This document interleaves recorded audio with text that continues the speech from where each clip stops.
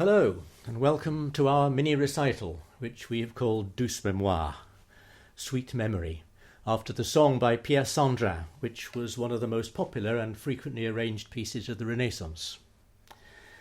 This year we've all missed being able to get together to sing and play music, and Elizabeth and I have especially missed our two summer schools in Durham of early music at Durham and at Higham Hall. So this programme is made up of a few pieces we enjoy playing as just the two of us.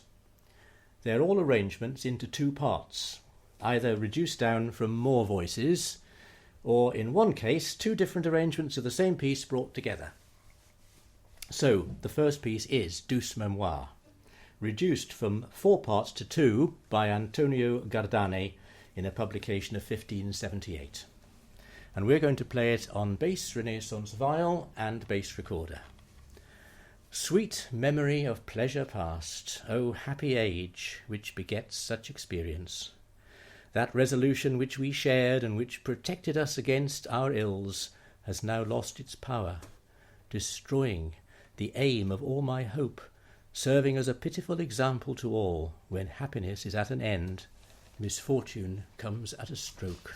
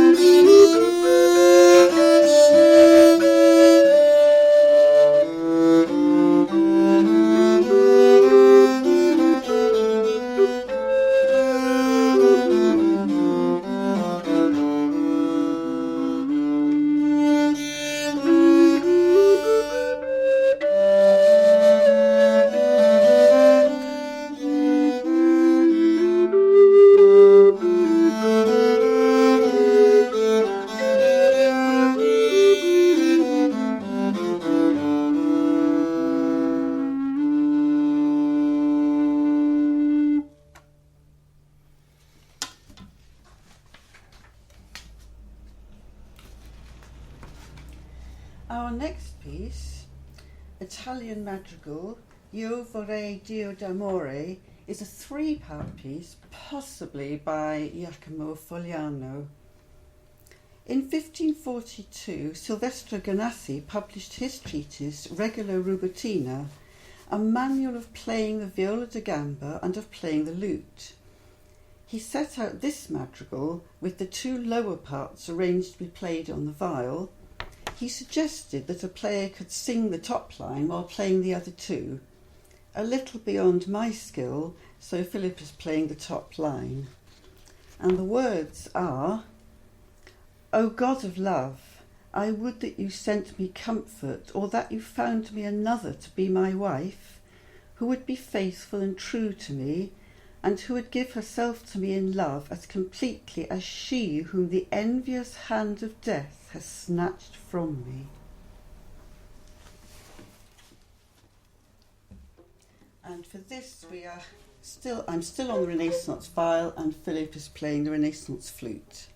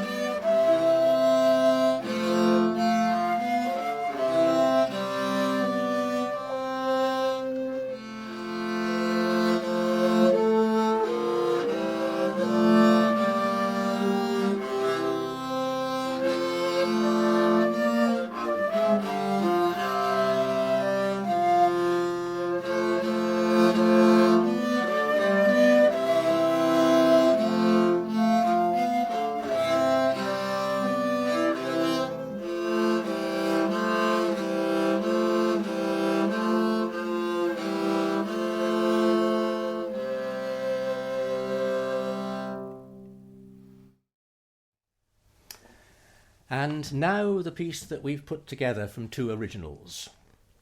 Jacob van Eyck, the blind carillon player of Utrecht, is owed a lot by all recorder players, because in 1648 he published Der Fluiten Lusthof, his huge collection of divisions or variations on well-known tunes of the time, which apparently he used to improvise on his little recorder to entertain visitors in a churchyard. Now this is one of his arrangements of Pavan Lacrimae by John Dowland, which Dowland produced both as a lute song and also as his set of 7 passionate pavans for 5 viols and lute.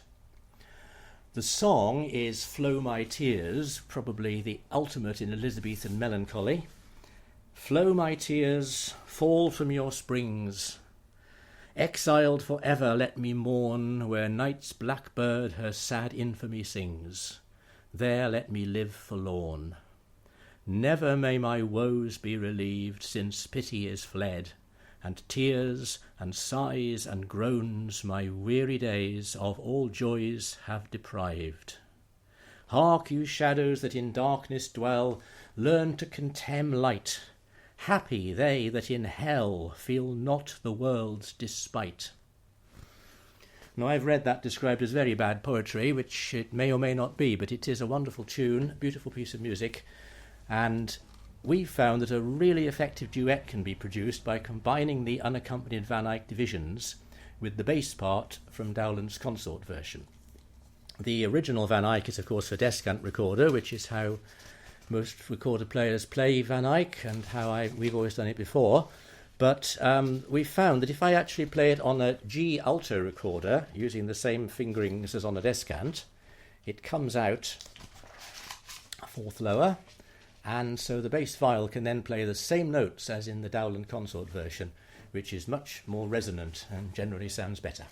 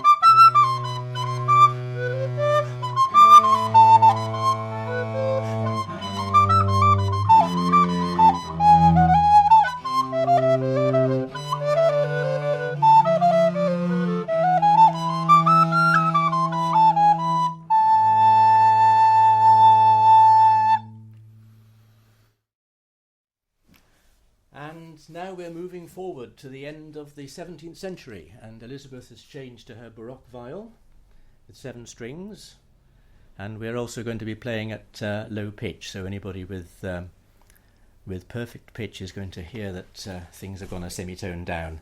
So anyway, this piece we're going to play now is by Niccolo Matteis. It comes from a book published in 1688 or thereabouts, no, early 1670s, whatever, and it comes from Niccolo Matteis' Airs for the Violin, Preludes, Allemands, Sarabands, Courants, Gigues, Divisions, and Double Compositions fitted to all hands and capacities.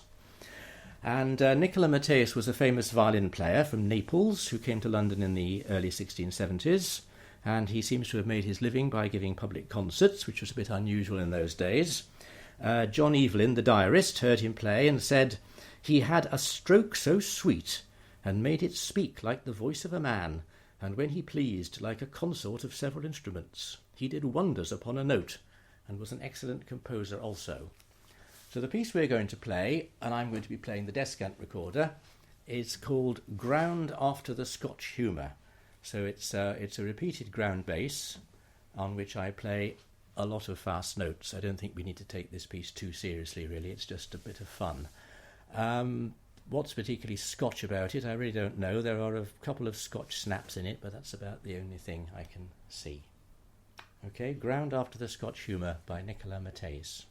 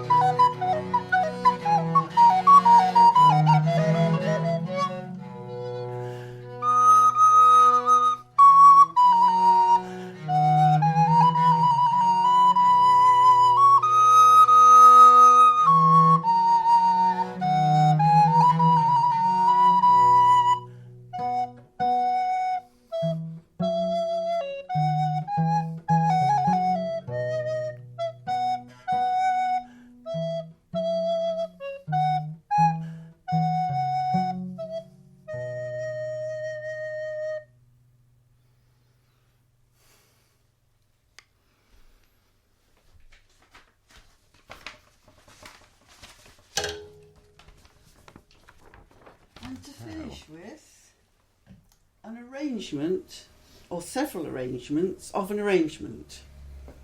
James Oswald was a Scottish musician who published instrumental arrangements in 1742 of many Scottish songs and tunes. So we're continuing the Scotch theme. The Yellow-Haired Laddie was one of these, and I have adapted it for the viol.